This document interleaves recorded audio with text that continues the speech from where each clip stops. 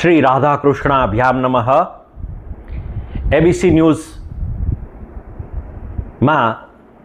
સંમિલિત થતા આપ સર્વે શ્રોતાઓના હૃદયમાં બિરાજતા ભગવાન શ્રી કૃષ્ણને નમસ્કાર. આવો આપણી યાત્રા આગળ વધારીએ. શ્રીમદ ભાગવત મહાપુરાણ અને એનું મહાત્મ્ય આપણે જોઈ રહ્યા હતા ગત વિભાગની અંદર, ગત ભાગમાં. તો ત્યારે આપણે જે જોયું હતું કે આપણો જે સ્વભાવ છે એ મૂળભૂત રીતે તો સચ્ચિત અને આનંદ છે.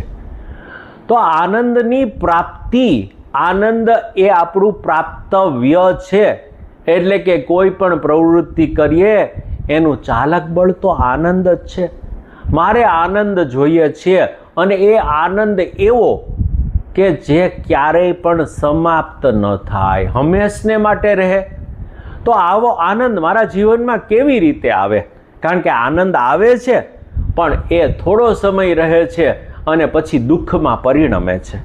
તો મારે તો શાશ્વત, પરમેનન્ટ, એટલે કે હંમેશને માટે રહેતો આનંદ અને મને જેનો અનુભવ થાય એવો આનંદ જોઈએ છીએ.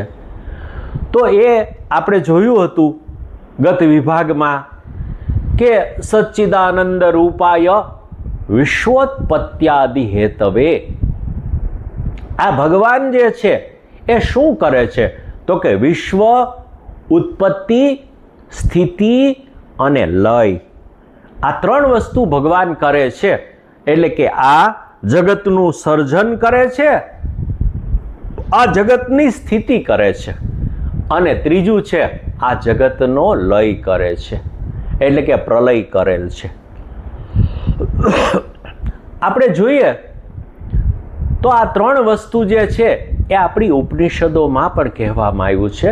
તૈત્તરીય ઉપનિષદ છે એની ભૃગુવલ્લી છે, એમાં કહ્યું છે યતો વા ઈમાની ભૂતાની જાયંતે યતઃ, જે આ જેની અંદરથી આ બધા ભૂતો છે, એટલે કે જે પંચ મહાભૂતોની ગયા વખતે આપણે વાત કરી હતી, આકાશાત વાયુ, વાયોરગ્નિ, રગ્નિ આપઃ, આપઃ પૃથ્વી. એટલે કે આકાશમાંથી વાયુની ઉત્પત્તિ થઈ, વાયુની અંદરથી અગ્નિની ઉત્પત્તિ થઈ, અગ્નિની અંદરથી એ જલની ઉત્પત્તિ થઈ અને જલની અંદરથી પૃથ્વીની ઉત્પત્તિ થયેલી છે. તો આ પંચ મહાભૂતો જે રીતે રહેલા છે એ ક્યાંથી આવ્યા? તો કે ભગવાન એકાકી, એકલા હતા અને એકાકી હતા, એમને પોતાનું મન લાગ્યું નહીં એટલે એમણે કહ્યું એકોહમ બહુશ્યામ.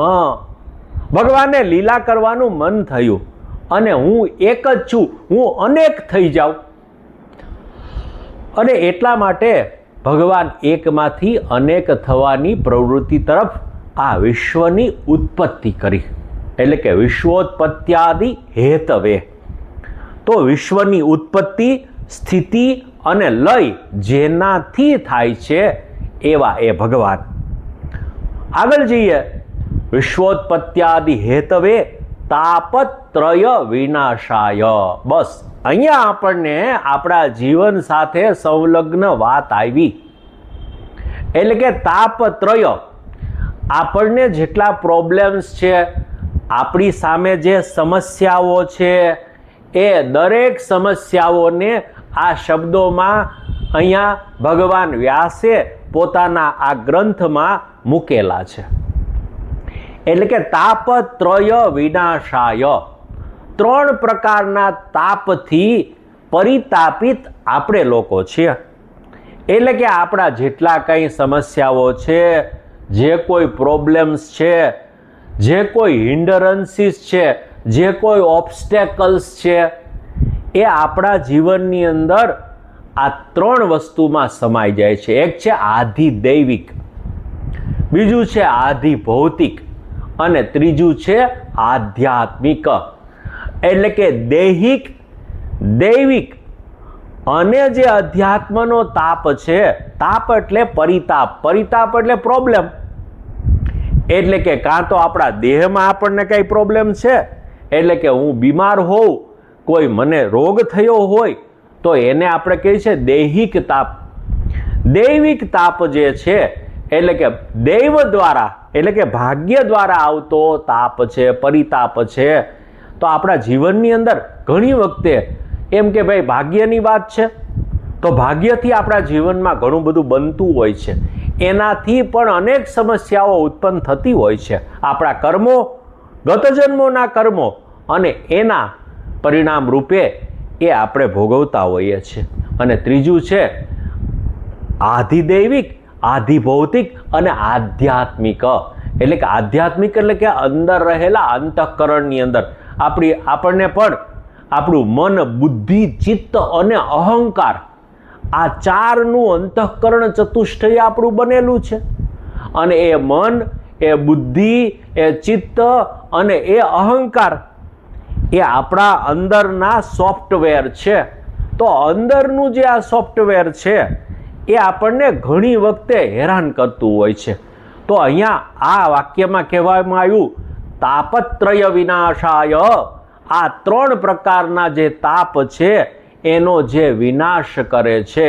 કારણ કે મન એવ મનુષ્યાણામ કારણમ બંધ મોક્ષયોહો. એટલે કે આ માણસનું મન જે છે ને એ જ બંધન અને મુક્તિનું કારણ છે. પણ મારું મન શા માટે આવું છે? તો એનું કારણ આપણે જોયું હતું કે આપણા 84 લાખ યોનિઓમાં ફરતા ફરતા આ જીવ જ્યારે અહીંયા આ મનુષ્યત્વને પ્રાપ્ત કરે છે ત્યારે એના સામે એના ચિત્તની અંદર પૂર્વજન્મના સંસ્કારોની છાપ લઈને આવે છે. અને એ પૂર્વજન્મના પાપ, પુણ્ય અને સંસ્કારોથી એ ગવર્ન થાય છે. એટલે કે એનાથી એ પ્રેરિત થાય છે અને એ પ્રકારનું કાર્ય કરતો હોય છે. તો અહીંયા ભગવાન જે છે એ આપણા જીવનમાં શું કરે છે કે જો આપણે એની પ્રાર્થના કરીએ, આપણે એની સાથે જોડાયેલા રહીએ, આપણે એને શરણાગત થઈએ, તો આપણા આ ત્રણ પ્રકારના તાપ છે એ ભગવાન દૂર કરવા માટે સદાને માટે, સર્વદાને માટે તત્પર રહેતા હોય છે. એટલે કે તાપત્રય વિનાશાય એવા જે શ્રી કૃષ્ણ છે એ શ્રી કૃષ્ણાય વયમ નુમઃ. અમે બધા લોકો જે છે એ આ ત્રણ પ્રકારના તાપની નિવૃત્તિ માટે, એટલે કે અમારા જીવનમાં આવતા આધિદૈવિક, આધિભૌતિક અને આધ્યાત્મિક આ ત્રણ પ્રકારના જે પ્રોબ્લેમ્સ છે, અમારી સામે જે પરિતાપો છે, એ પરિતાપોની સમાપ્તિ માટે અમે ભગવાન શ્રી કૃષ્ણનું શરણું લઈએ છીએ. એ શરણું આપણે કેવી રીતે લેવું, કયા માધ્યમથી લેવું અને કઈ રીતે સાચા અર્થમાં ભગવાનને શરણાગત થઈએ આપણે જાણવું હશે તો આપણા આગળના ભાગની અંદર એટલે કે આગળના એપિસોડમાં આપણે આ શરણાગતિ માટે અને આપણા ગ્રંથમાં આગળ વધીશું. આપ સર્વેને ખૂબ ખૂબ ધન્યવાદ.